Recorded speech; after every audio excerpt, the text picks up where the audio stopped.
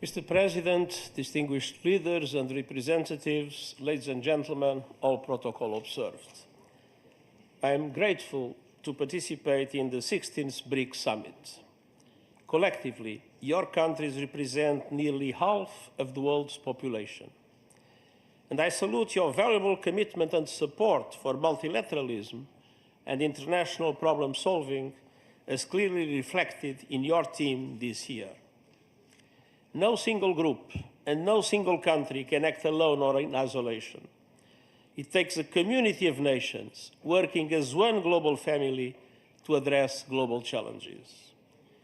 Challenges like the rising number of conflicts, the devastation of climate change, pollution and biodiversity loss, rising inequalities and lingering poverty and hunger, adapt crises that threaten smoother plans for the future of many vulnerable countries. The fact that fewer than 1/5 of the Sustainable Development Goals are on track. A growing digital divide and a lack of guardrails for artificial intelligence and other frontier technologies. And the lack of representation of voice for developing countries at global decision-making tables, from the Security Council to the Bretton Woods system and beyond. These must change. September's UN Summit of the Future offered a roadmap for strengthening multilateralism and advancing peace, sustainable development, and human rights. I see 4 areas for action. First, finance. Today's international financial system is not offering many vulnerable countries the safety net or level of support they need. The Pact for the Future calls for accelerating the reform of the international financial architecture that is outdated, ineffective, and unfair, and includes a commitment to move forward with an SDG stimulus, to change the business model and substantially increase the lending capacity of multilateral development banks and their concessional funding to developing countries in vulnerable conditions, to recycle more special drawing rights, to restructure loans for countries drowning in debt, and to mobilize more international and domestic resources, public and private, for vital investments in developing countries. Next year's Conference on Financing for Development and the Summit on Social Development are 2 milestones to carry these efforts forward.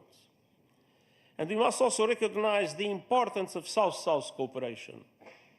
It doesn't replace the commitments and obligations of developed countries, but it is providing a growing contribution to supporting developing countries in overcoming obstacles to achieving the SDGs.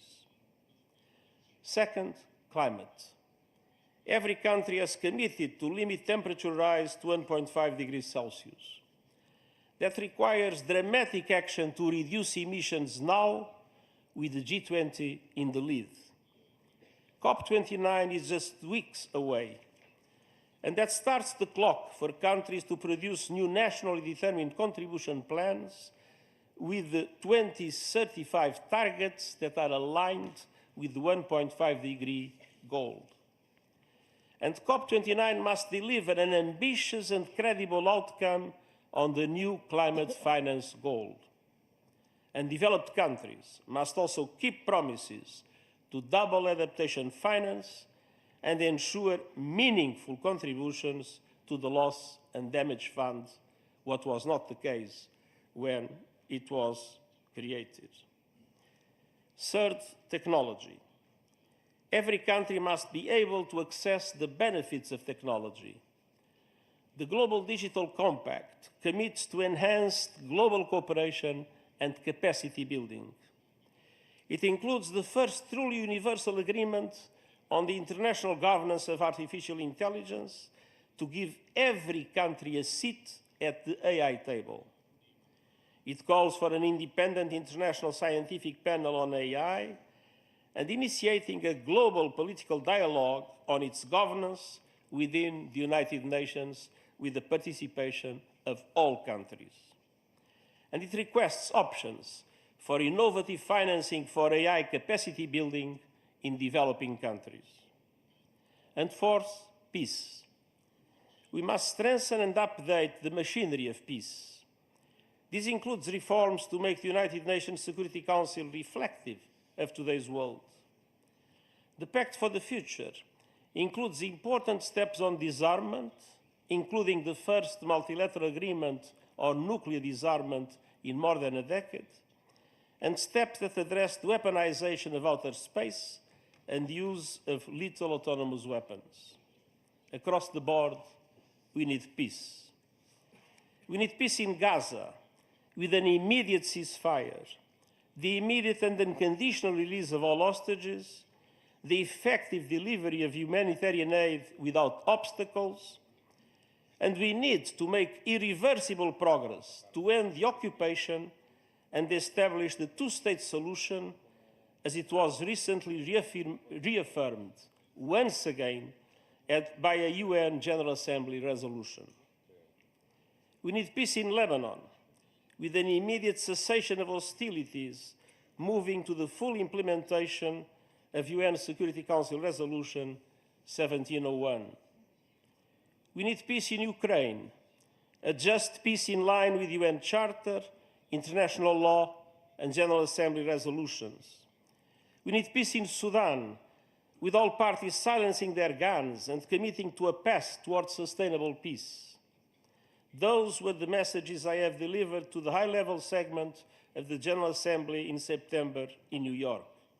Unfortunately, they remain valid here and now. Everywhere, we must uphold the values of the UN Charter, the rule of law, and the principles of sovereignty, territorial integrity, and political independence of all states. Excellencies, ladies and gentlemen, the Summit of the Future charted a course to strengthen multilateralism for global development and security. Now we must turn words into deeds, and we believe BRICS can play a very important role in this direction. Thank you very much.